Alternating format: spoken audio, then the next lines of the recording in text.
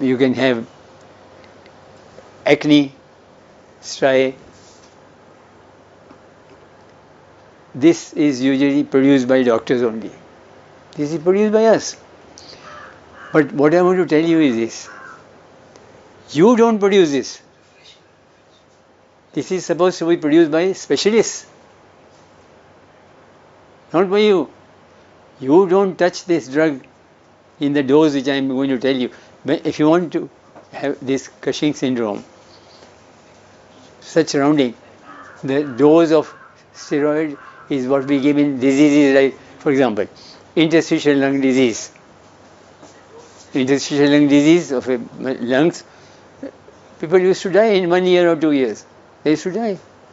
Today they are alive after 10 years because of steroids. But steroids in what dose? 1 milligram to 2 milligram per kilogram. That means on an average 60 milligram. 60 milligram per day for 1 to 2 months. 1 to 2 months, and then maintenance dose always around 10 milligram.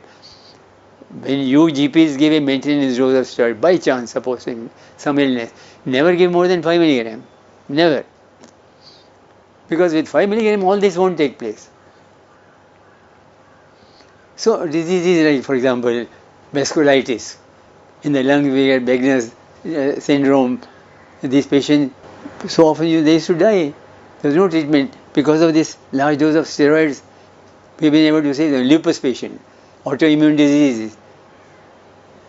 There are many other indications, lymphomas and all. But the dose there they give is so high that the patient will develop Cushing syndrome. And you have to explain to the patient, nothing wrong. This is the price you're paying to live. Otherwise you would have died. And to give you confidence as a GP, let me tell you, I want to give you confidence that you will not produce this. Prednisolone, if you give in a dose of up to 100 milligram for 3 weeks, till that time all this does not take place. Side effects don't take place. The side effects take place when you give longer than 3 weeks, 100 milligram. Now, as a GP, you are not supposed to give this at any which condition you are going to give this. All these asthma patients, you give 40 to 60 milligram for 5 days, 7 days, 10 days, or at 2 weeks you can give. You can give for 3-4 weeks COPD, 40 milligram for 3-4. But 40 milligram, 3-4 weeks, you can't compare with that dose which I am telling you, which will produce side effects. So don't be afraid of using that dose in those illnesses. You will not produce Cushing syndrome. This syndrome due to adrenal tumors, very rare, you will not see in lifetime. But every day you are going to see it because patients are taking steroids, and those who are taking more steroids, they will be having this all the time. So this is as far as the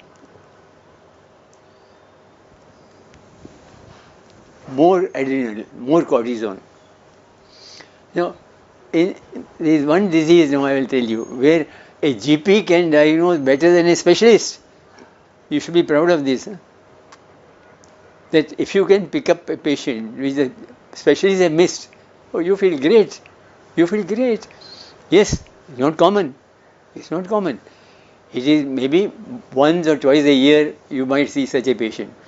But it is very easy to diagnose. Very easy to diagnose. Where there is a hypoadrenal, less adrenal. That means if you see the cortisone level in the blood, it is low. This is the type of disease. And what are the symptoms? Vomiting, but with loss of weight. Vomiting and loss of weight. Vomiting, if you go on continuously, naturally you are not eating much, but still you will not lose so much weight. You are taking, in between, you go on eating something. In this disease, for example, patient says for 3 weeks he has been vomiting and he has lost 4 kilo weight. Now, once you hear this, and then when you hear from the patient that he went to a doctor, he did endoscopy, it was normal. After 10 days, he got fed up.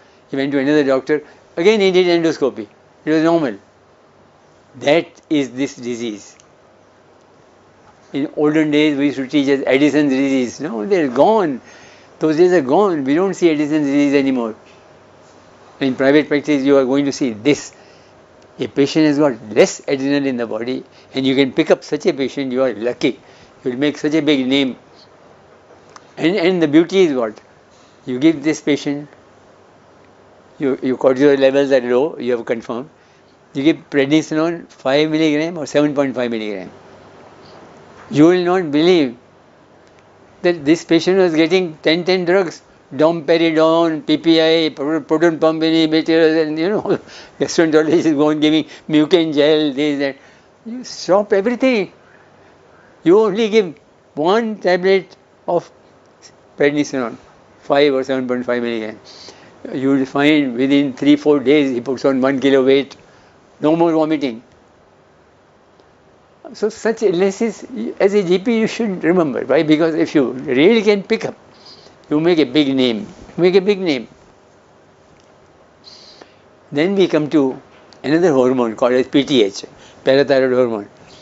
Really speaking, we have been teaching for years together that if patient has got recurrent kidney stones, get this done, because if there is a parathyroid tumor of these glands here in the neck, you have to remove it by operation, and the stones will not be formed.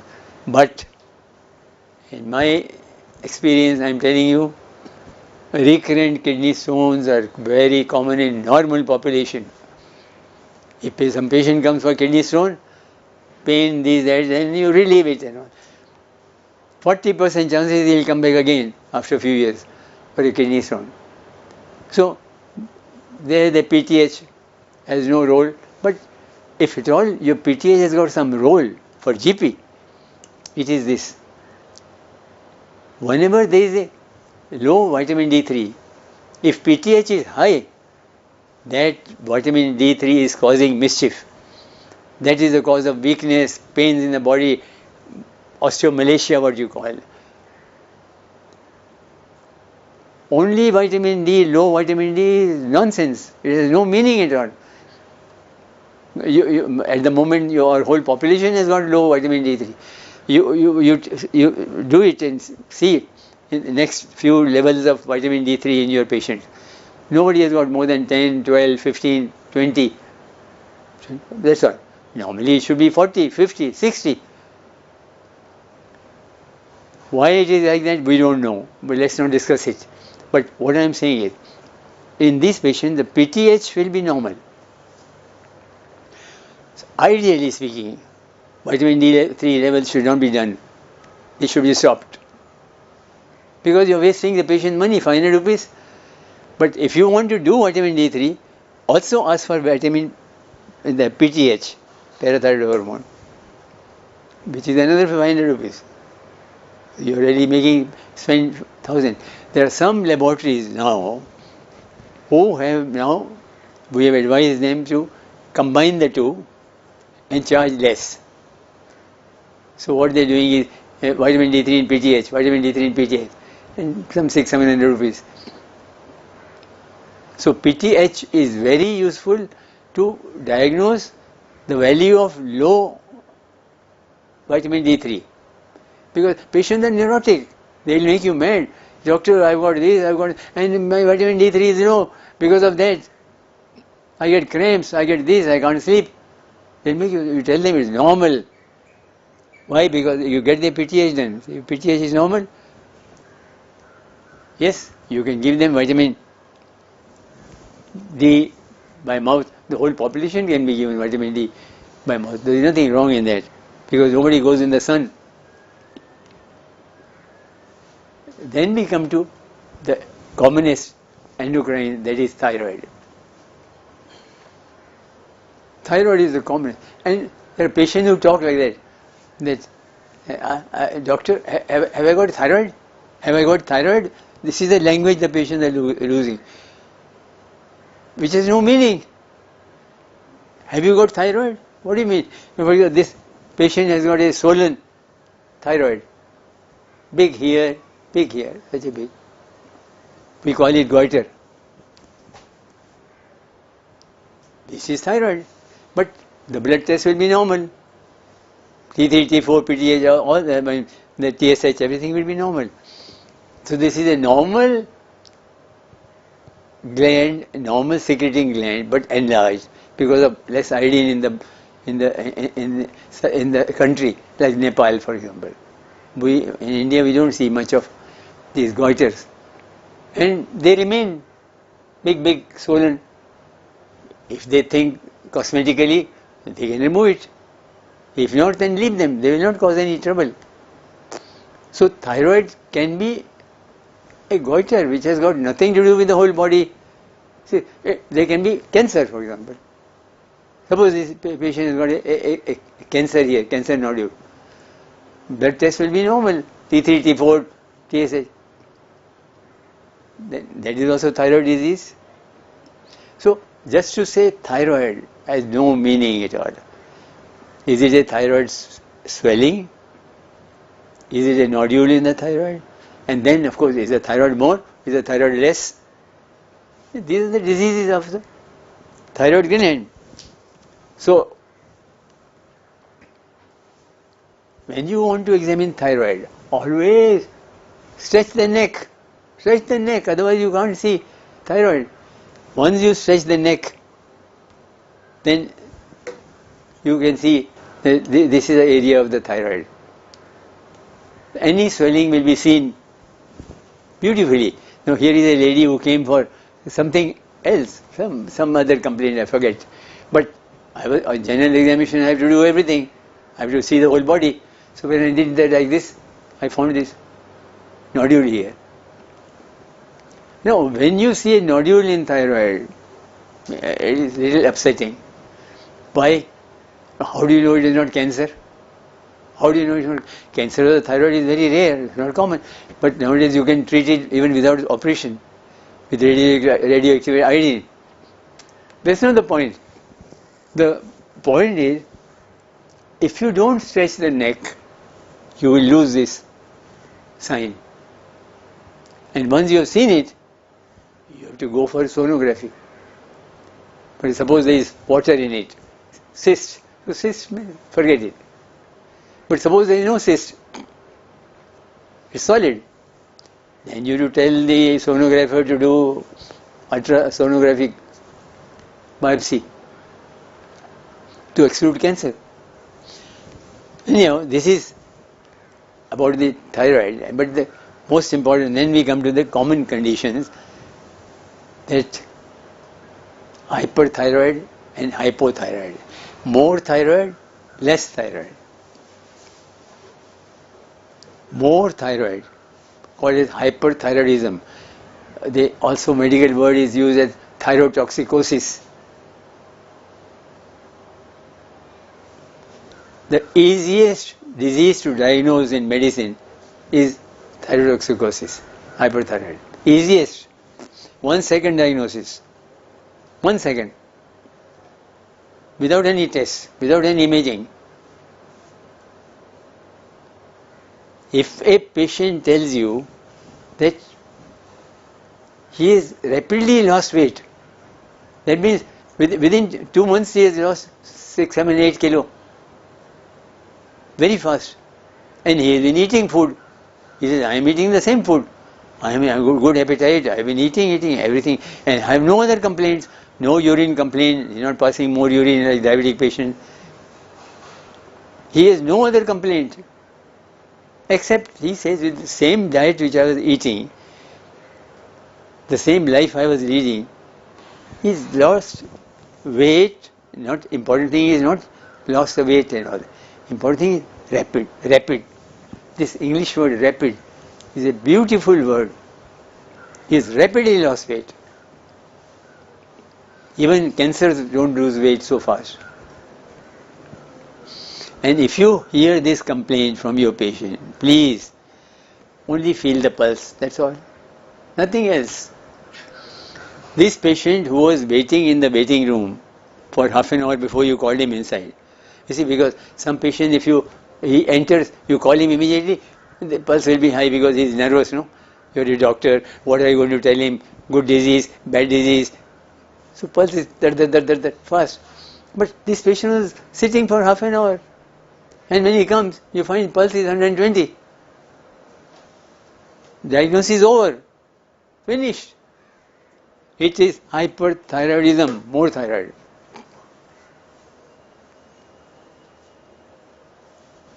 Now, it's a rare disease. In a whole year, you might see only one case of hyperthyroidism. But in the books, these authors have blown it up. You see, all these authors who write books, they are not doing private practice, they are doing hospital practice. So that is how the whole thing gets complicated. That you read that, you will practice wrongly. Now, this patients with the fast pulse, what are the other causes of fast pulse? Nervousness, yes. Nervousness can cause fast pulse.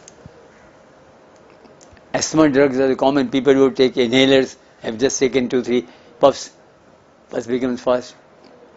Diabetic, rare complication. Autonomic, postural hypertension, who get autonomic nervous system, night diarrhea, they can have fast pulse all the time for no other reason. So, but then these are easy to exclude. And if you got a fast pulse which is irregular, irregular means atrial fibrillation. Atrial fibrillation is a heart disease. It's one of the diseases of the heart, where one of the causes of atrial fibrillation is more thyroid. In olden days, we used to see atrial fibrillation in young women because of mitral heart disease, rheumatic heart disease. We call it rheumatic heart disease. So rheumatic heart disease has disappeared. Why? Because you treat tonsillitis very well, and not only that, they are spotted early and operated early, or without operation also. The mitral walls are dilated with a balloon. We don't see mitral disease in private practice.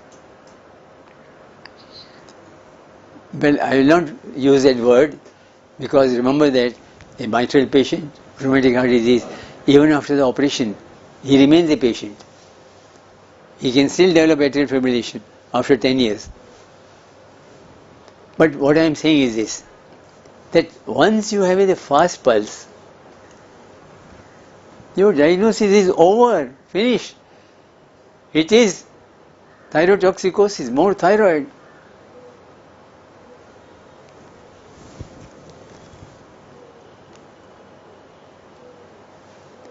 You know, in the books, the students remember this disease like this, that if you get exophthalmos, eyes are popping out, staring look, that is thyrotoxicosis, more thyroid. I mean, it's wrong. It's not right. This is a complication of thyrotoxicosis. To develop popping eyes, like one of the film actresses that developed, poor thing, she lost, she could not do acting anymore. This is a complication of thyrotoxicosis, and a bad complication. Because once you develop this complication, it doesn't respond to any treatment. You can treat thyroid, you can bring hyperthyroid to normal, but you can't reduce, maybe a little bit. So don't promise the patient, I know, oh, you got thyrotoxicosis, yeah, we'll start the treatment, you'll be alright. No, don't tell him, don't tell her this thing. But what I want to tell you is this, if you want to diagnose thyroid hyperthyroidism by this eye science, you are going to miss hyperthyroidism. You are going to miss. This is due to a disease called as Graves' disease. Graves' disease, you get these antibodies from TSH receptors from the pituitary, and that produces thyrotoxicosis. It's a rare disease. And with complications. You are hardly going to see once a year. Now I'll show you some more, which you're going to see more often as a GP. And possibly you are missing. Even specialists must be missing. Hyperthyroidism. Now suppose you're discussing hyperthyroidism. Then we start doing blood tests. Now today I want to tell you, as a good GP, you are a very good GP if you only know one blood test of thyroid, and that's called as TSH. TSH. TSH is not a thyroid test. Actually, it has nothing to do with thyroid. It comes from the pituitary. This is thyroid. T3 is thyroid. T4 is thyroid. But don't go after the theory. Very difficult to explain. But all I want to tell you today is that get friendly with TSH level. Very important. 0.4 to 4 is a normal level. Finished. 0.4 to 4. If it is more than 4, then the patient has got hypothyroidism, less thyroid. If it is less than 0.4, patient has got hyperthyroidism. Whatever cause may be, that's not the point. We do see some patients who have no symptoms, nothing. The TSH remains 0.1, 0.2. It's not good. It's bad. Because they have got more thyroid, but somehow they have no symptoms. And thyroid affects those three things I told you. One is heart. More thyroid means atrial fibrillation. Atrial fibrillation is a heart disease which the public doesn't know. GPs don't understand much. It's more serious than ischemic heart disease. I would be very happy if I get angina and myocardial infarction. Why? Because I'll go and get a stenting done. Finish and take aspirin, lifetime. Atrial fibrillation is not like that. Atrial fibrillation when you develop clots in the heart, and the first symptom could be paralysis. 1/3 patients of paralysis, 1/3, are all due to atrial fibrillation. It is often missed. Because once you diagnose atrial fibrillation, to prevent these clots and you have to give oral anticoagulants. In olden days we used to give warfarin and all that. Now naturally, if some better drug comes, you have to give a better drug. Now the new oral anticoagulants which have come, they cost nearly 3,000 to 5,000 rupees per month. And this patient will have to take lifetime to prevent all these complications of paralysis. Not a good disease. Plus heart enlargement, heart failure. Atrial fibrillation is a bad disease. And please remember, you don't cause it and miss it by missing this. TSH remains very low and clinically there are no signs. Send him to a specialist. See, because the more thyroid affects the heart, more thyroid affects the bones. Osteoporosis. In osteoporosis there are no symptoms. She will have osteoporosis. He will have and after 5-10 years suddenly fracture. Spine breaks. And the muscles also. Muscles become weak. In my opinion, TSH blood test is one of the best tests which came out. 30-40 years back there was no TSH. Now there is too much TSH. With the result, nearly 10-20% population has got more TSH and they are diagnosed as hypothyroidism. In the blood tests which you do, for example, patient spends 1,000-2,000 rupees. SMA 12 blood tests, 20 blood tests. Most of the blood tests are useless. Useless.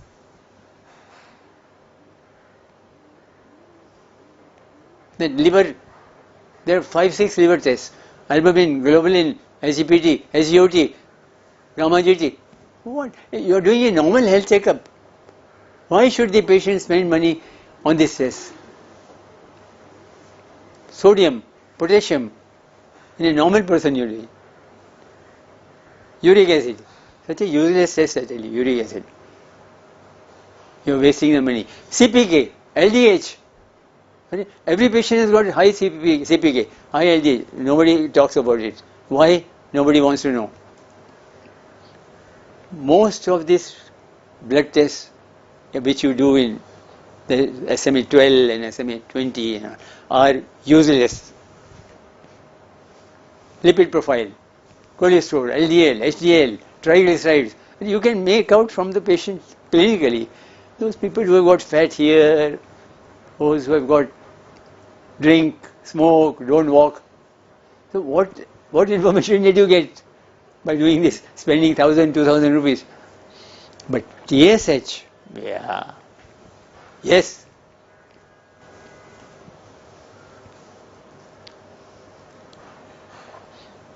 TSH gives you thyroid which produces no symptoms, which may have no symptoms at all.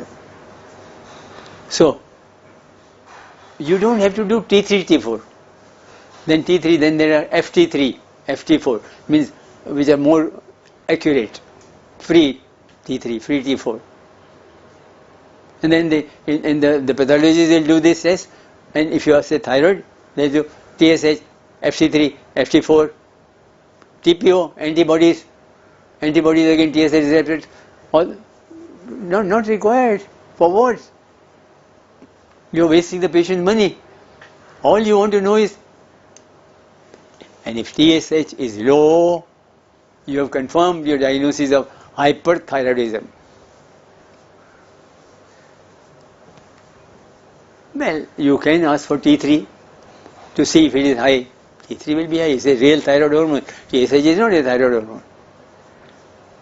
Not necessary. And the presence of goiter, enlarged thyroid, may be there, may not be there. May be there, may not be there.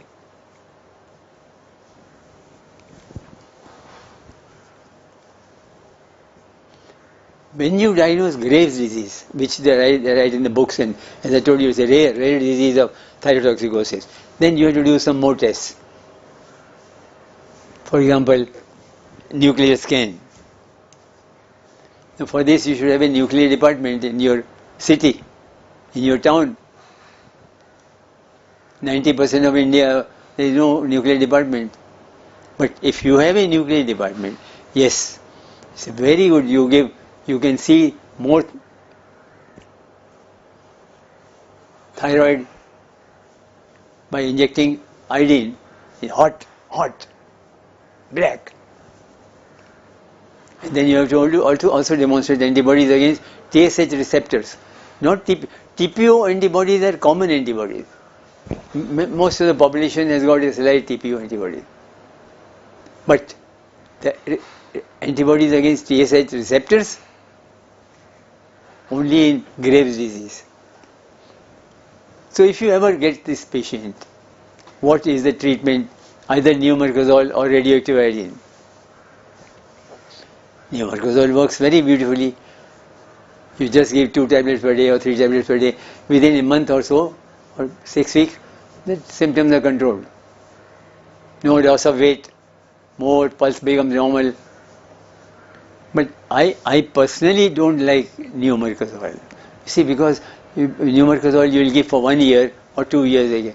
The moment you stop neomercazole, the patient gets again relapse. That's a nuisance.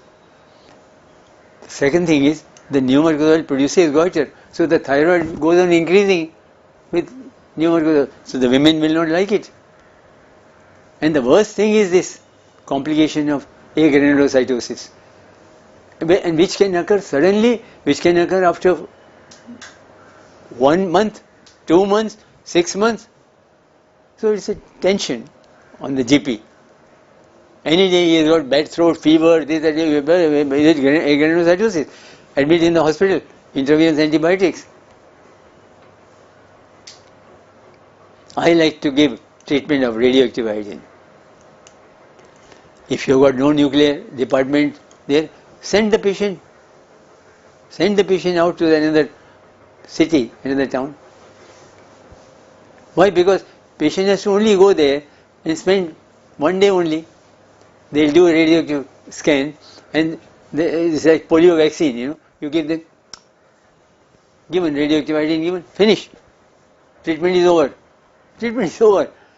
Patient goes home, all the symptoms of hyperthyroidism subside. The only problem is of this treatment that after a few years, this iodine destroys the thyroid. Olden days they used to remove thyroid surgically. Bad operation. They remove thyroid, they remove recurrent laryngeal nerve, the voice becomes hoarse, they remove parathyroid is stuck up on thyroid. So you get tetany. Now no more surgery. This iodine goes and destroys the thyroid cells. So when it destroys later on, after some time too much, there is no thyroid in the body. So this patient then develop hypothyroidism. Once you develop hypothyroidism, you will need thyroid lifetime. Not a good disease, not a good suggestion, in the sense that patient can ask you, you are treating me for some disease and then you are going to produce something for which I have to take lifetime. Lifetime I have to take thyroid. You have to explain to them. It's better than to take the other treatment of Graves' disease. And not only that, rarely Graves' disease patients end up with a hypothyroidism. Hypothyroidism is known. So God did that. You didn't do it. So I am very convinced that all patients who are 40, 50, you can't give to young people. You can't give to pregnant women. You must send them somewhere and get a treatment of radioactive iodine. One drop there, they come back home, no other treatment required.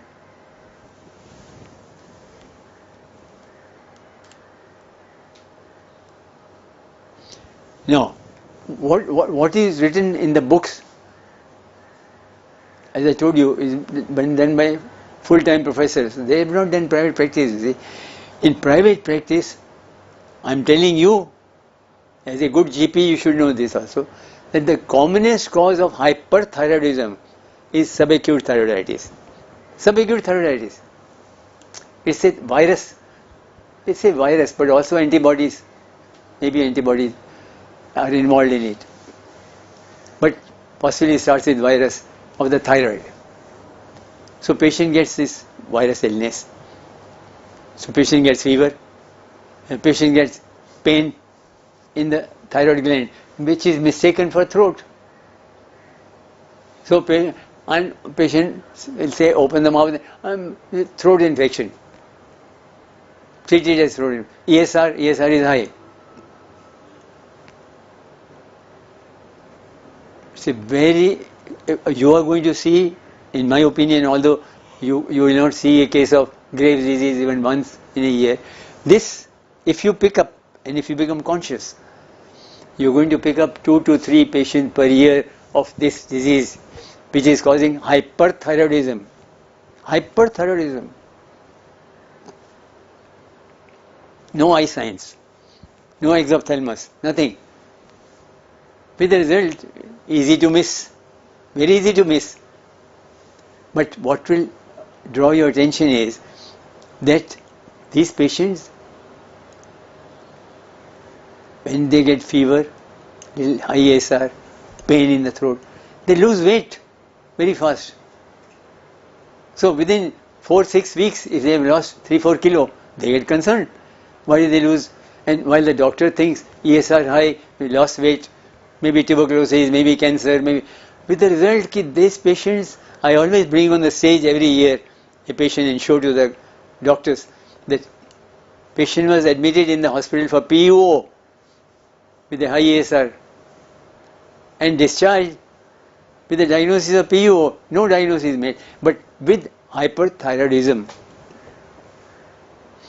these poor consultants, hospital doctors, have not understood that subacute thyroiditis causes both this.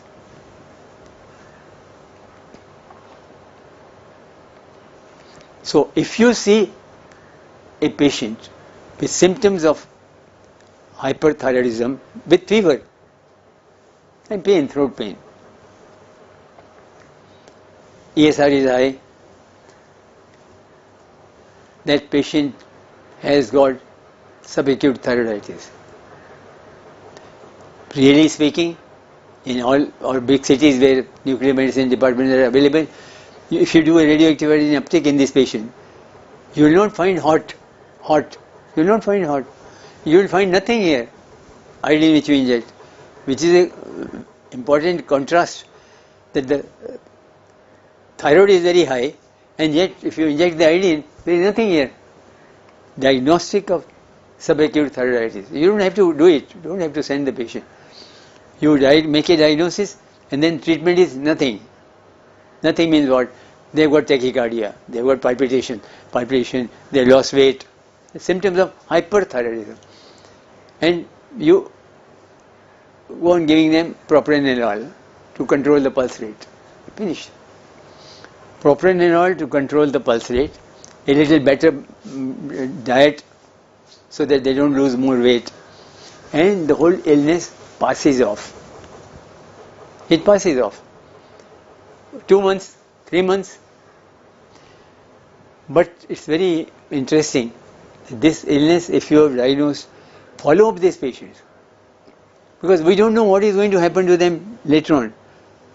You see, that same hyperthyroidism, after a few months, 6 months or so, they might develop hypothyroidism because of subacute thyroiditis. If they develop, you give thyroid, but it's not lifetime thyroid. It will be just for a few months, and patient will be. So, if you see hyperthyroidism, it will be subacute thyroiditis. Please remember, as a good GP, you only tell the patient, nothing to worry, take beta blockers, good diet, it will go away. It will go away. ESR will come down. When you come to hypothyroidism,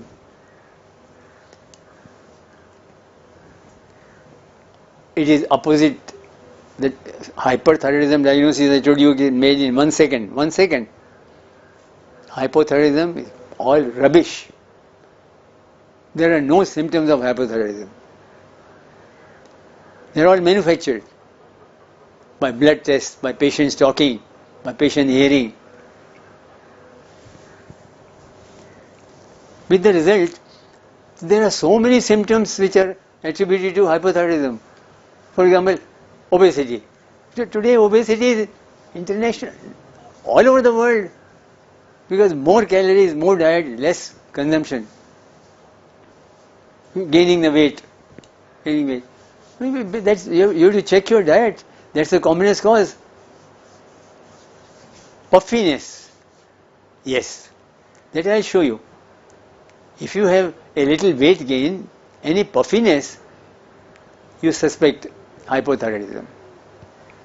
Puffiness of the face. In women, menorrhagia, joint pains with a normal ESR. So joint pains with a normal ESR can occur in hypothyroidism. But as I said, carpal tunnel syndrome, somebody described in the book.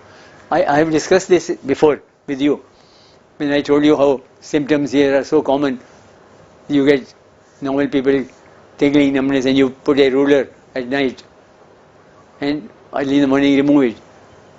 It's common in normal population. Yeah, it may be a little more common in hypothyroidism, which doesn't become a symptom of hypothyroidism. With the result ki hypothyroidism, fatigue, lethargy, weakness, everybody complains of that. Because nobody does exercise, they go on putting weight. And in women, if at all you want to make a differential diagnosis of these symptoms, please remember anemia is more responsible for these symptoms. Anemia. If your hemoglobin goes down to even 9 grams, 10 grams, you will develop symptoms of fatigue, lethargy, weakness. You will respond to iron within 6 weeks. And you are blaming thyroid for that. So all these symptoms which have been mentioned in the books and which the public thinks, cramps for example. I have discussed these cramps before. We don't know the cause of cramps. Idiopathic. So you quinine, 100 milligram quinine you give and the cramps disappear. But cramps maybe are slightly more common in hypothyroid patients. Snoring. Snoring is universal in all fat people. I have discussed it when I discussed these athyars, that you put that ball there so that patient sleeps on the side. If he sleeps on the side, loses 10 kilo weight, starts walking, snoring is okay. The sleep apnea syndrome is rare. The hair loss, dry skin, attributed to hypothyroidism. No, hair loss is universal. Everybody is losing hair. I tell them it is due to radioactivity, more radioactivity in the air. Dry skin. Nobody ever puts oil. You see, I come from Punjab. In Punjab, when we took bath, we first used to put oil in the skin, all over. Oil massage, then take a bath. Here nobody puts oil at all, and then they complain of dry skin. I'm not impressed. All these symptoms are normal symptoms. Hearing less. Naturally, these menopausal women of 60, 70, always slightly hearing less is common. Feeling cold, even otherwise, feeling cold, feeling hot is a normal variation in the population. Constipation. It's a universal symptom. How can you say constipation is due to hypothyroidism? To avoid constipation, you must take a lot of fruits, a lot of fresh vegetables and fruits. And who has got the money to buy all this? Nobody has got. So, according to me, there are no symptoms of hypothyroidism. No. The days are gone. Yes, we used to see plenty of severe hypothyroidism, which is called as myxedema. And myxedema, and if you are in a cold country like Canada, for example, you can die of myxedema. You can go into coma and die also. In our country, there is nothing like that. No myxedema. No deaths due to low thyroid.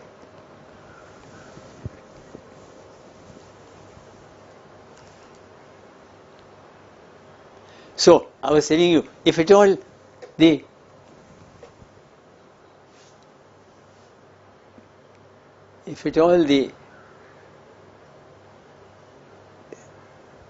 symptom and sign of hypothyroidism is face, puffiness of the face. Now my man has put this to cover the eyes. I can't show the eyes. I wanted to show the eyes because you're not supposed to reveal the identity of the patient, because she has got puffiness here. She has got puffiness here. That puffiness is more important a sign than fat. Now, for example, this lady, she's puffy. She's not fat. She's not fat. She's a fat. Eyes are puffy. Face is puffy. The whole thing is puffy. And after the treatment, beautiful. This was myxedema we used to see in the past. We don't see. Now this doctor, for example, I diagnosed at home. His brother is my friend. I went to have a cup of tea. And I saw this fellow. This picture is taken in the studio. So they have done this, see, color here, this color in the, here. No, he had nothing there, no hair, half the hair. His hair was very bad. Face was swollen.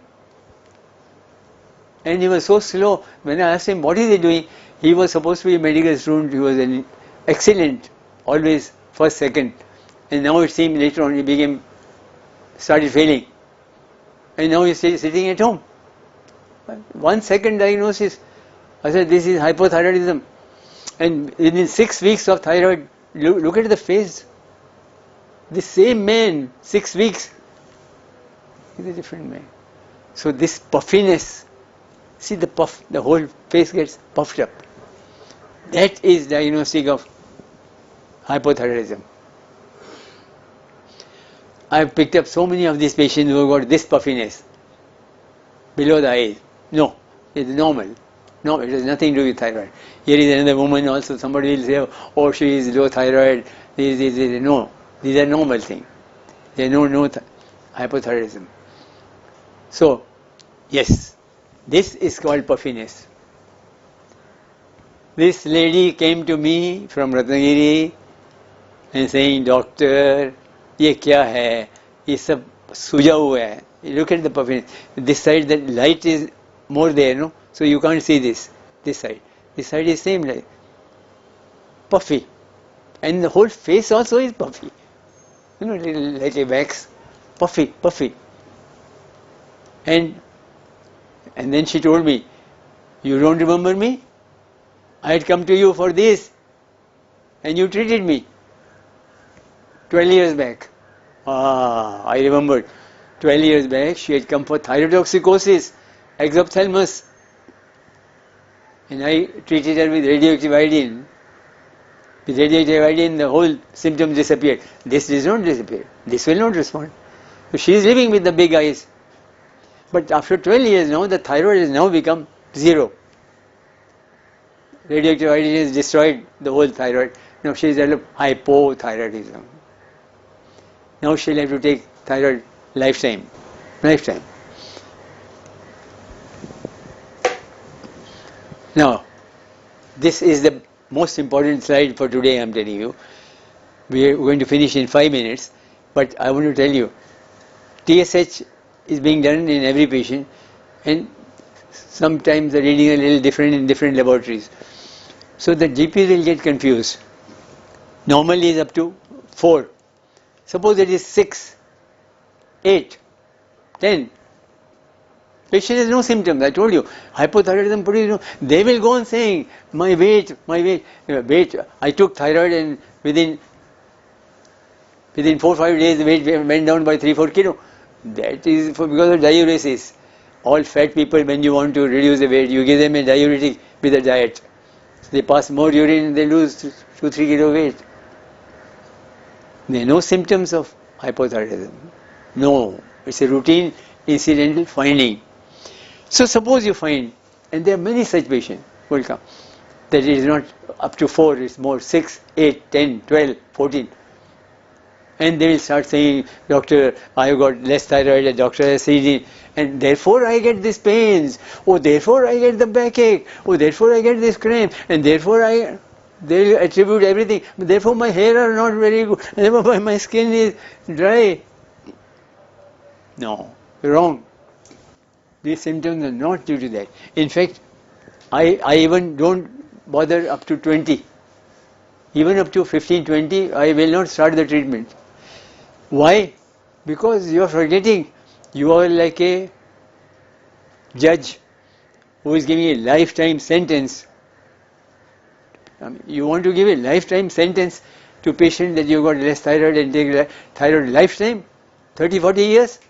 Tablet early morning on empty stomach or late night before going to sleep? Most of them forget it. So often they forget it. It's a nuisance. You go out of Bombay, you don't carry your tablets. You go somewhere, it's not available. You must not change your brand. The same brand is not available. So there is a lot of nuisance of taking it lifetime. So you want to decide, should you start thyroid or not? So I'll tell you, there are 3 things which can help you in that. Number 1, you can ask for T4. Free T4 level, not T3. T3 will be in thyroid, more thyroid, thyrotoxicosis. T4, F is more accurate. If it is normal, so thyroid is normal, then don't start the treatment. Don't start the treatment. Tell the patient, what is the hurry? You're going to take lifetime. What is the hurry? I'll wait for 6 months. If it goes up still more, and if this falls, becomes less, I'll start thyroid. Then you take lifetime. What's the problem?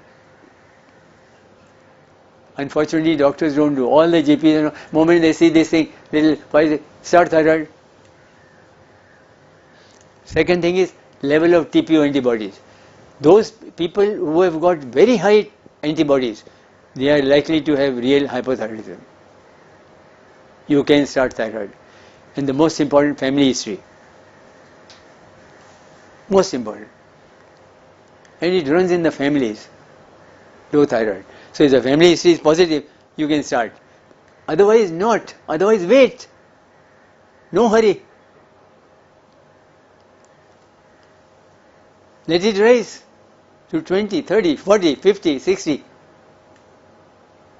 ECG doesn't help.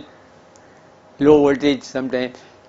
And when you have dealing with an elderly person, are you sure he has no ischemic heart disease?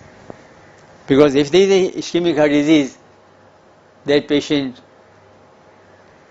very dangerous. Very. Old people, in fact, first of all old people never give more than 50 microgram dose. 100, 150, and not for young people. Old people, always after 60, 70, 50. Let TSH remain a little high, nothing wrong. Why? Because the heart, if you got ischemic heart and you give thyroid, the patient can die suddenly. He can get a heart attack. So please remember, before you even want to start thyroid, but look at the age of the patient and family history, etc. Has he got ischemic heart disease? If so, first attend to that. Angiography, put a stent. Then start the thyroid. Not before that, because otherwise that can cause an infarction. In olden days, how many people used to die suddenly by taking thyroid? All because when this was not known. Sudden death. So in young people, etc., you can always start with 50, increase to 100, 150, and once a year at least the blood level should be there, seen. Why? Because by chance, suppose that thyroid becomes more, TSH becomes less, that patient is more liable to get atrial fibrillation, muscle weakness, osteoporosis.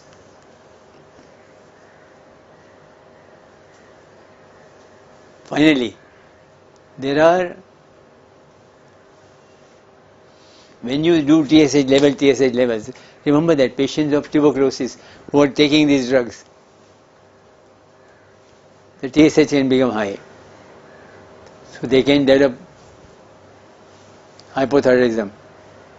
So if a patient is suddenly putting on weight and a little puffy, amiodarone, heart pain, notorious chemo drugs, notorious for causing high TSH.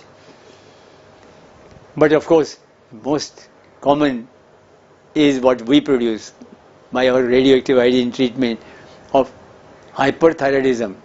Hyperthyroidism, Graves' disease, when after a few years these patients develop hypothyroidism.